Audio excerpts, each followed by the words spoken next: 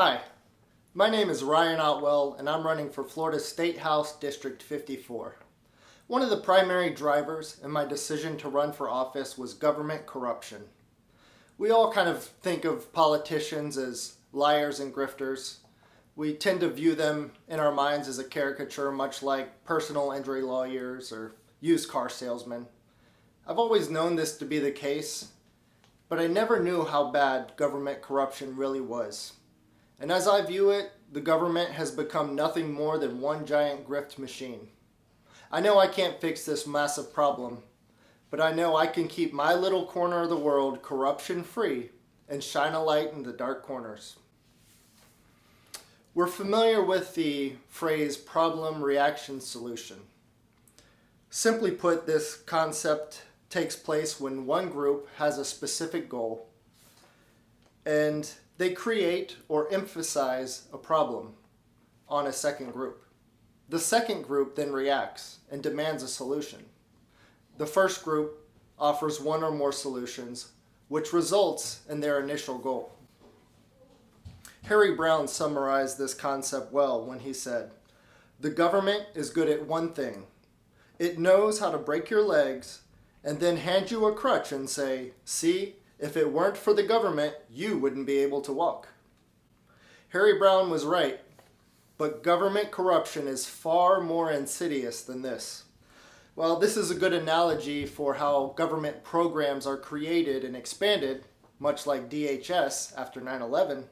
This is also a good analogy for how government corruption works. Let's imagine one such scenario.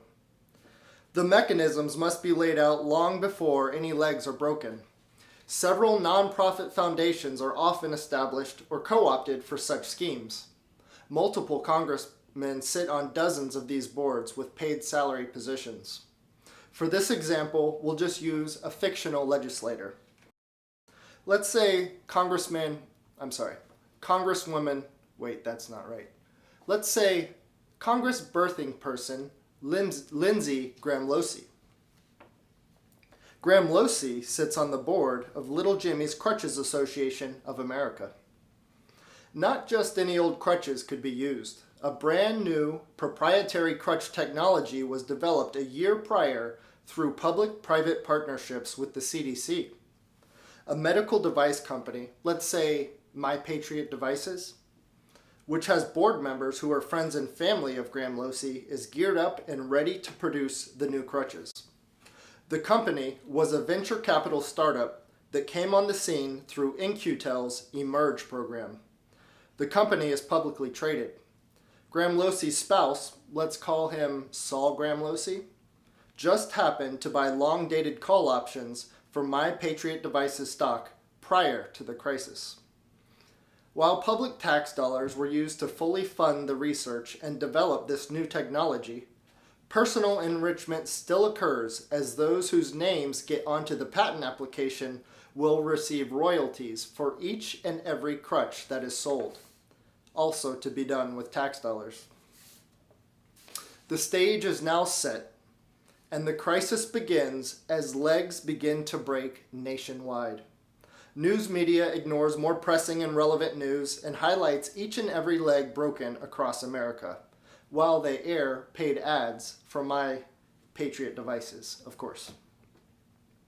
As the numbers rise, there are far too many broken legs to take time for x-rays. Symptom-based diagnosis is implemented. In fact, anyone experiencing leg or hip pain is diagnosed with a broken leg and prescribed a pair of federally funded crutches. Graham-Losey shines a spotlight on the crisis and declares we have to do something. News outlets begin flooding their media with skewed statistics and scary graphs with bold red lines and heat maps. Social media companies will design and release badges and banners for users to display their solidarity. Celebrity actors will post emotional videos on social media and perform paid interviews on late-night shows. Musicians will sell tickets to music festivals to raise awareness and fundraise. $1 for every ticket sold will be donated to Little Jimmy's Crutches Association of America. Legislation and budget proposals have already been drafted by medical device lobbyists who also funded Graham Losey's prior campaigns. The bill will be called something heroic like Crutches Rescue American Patriots and Pansexual Youth Act, or the Crappy Act for short. Billions of tax dollars will be used to provide free crutches for all the poor, hurt patriots and pansexual youth. The contracts are awarded to none other than My Patriot Devices. Maybe the president will perform an unboxing ceremony in the Rose Garden.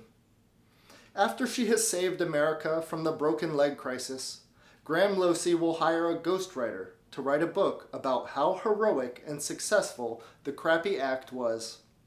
The book will become a New York Times bestseller due to the hundreds of thousands of copies bought by a single undisclosed buyer who stashes them in a warehouse or burns them. It really doesn't matter. There are hundreds of schemes like this playing out all over the world.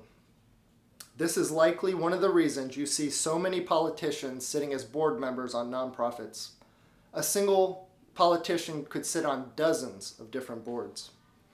This is also probably one reason why we see so many politicians and public servants enter DC as thousandaires, yet leave as multimillionaires.